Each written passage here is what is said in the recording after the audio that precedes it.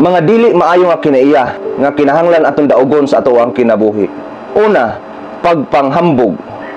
Ingon sa Proverbio 16:18, ang pagkamapitason nagapauna sa pagkagunob ug ang mapahitason nga espiritu nagapauna sa pagkahulog.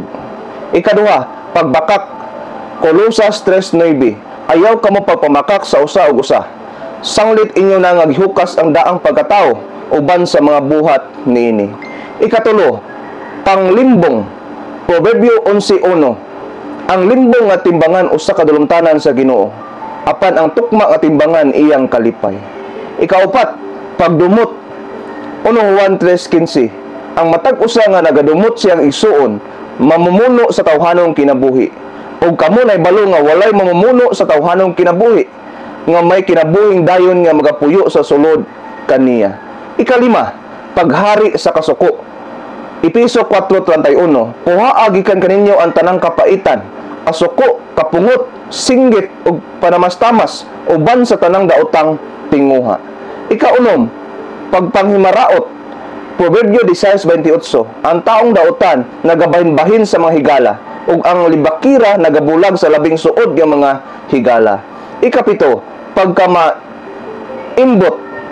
Lucas 12:15, ug siya miingon kanila, pagbantay kamo o paglikay sa tanang matang sa pagkamaimbot, kay ang kinabuhi sa usa ka tawo wala sa kadagaya sa mga butang nga iyang ginapanag-iya.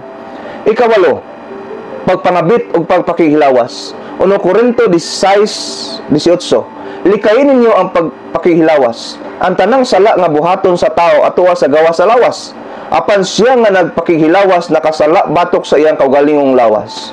Ikasiyam, kahakog sa kwarta. 1 Timoteo 6:10, kay ang pagigugma sa lapi mao ang gamot sa tanang dautan. Nga samtang uban naningkamot niini, sila nangaluya gikan sa pagtuo ug ilang gisamdan ang ilang kaugalingon uban sa daghang kasakit.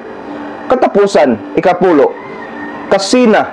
Santiago 3:16, kay diin adunay pangabugho ug panagbingkil didto may kagubot ug tanang matang sa dautan nga buhat. Walay perpekto na tong tanan.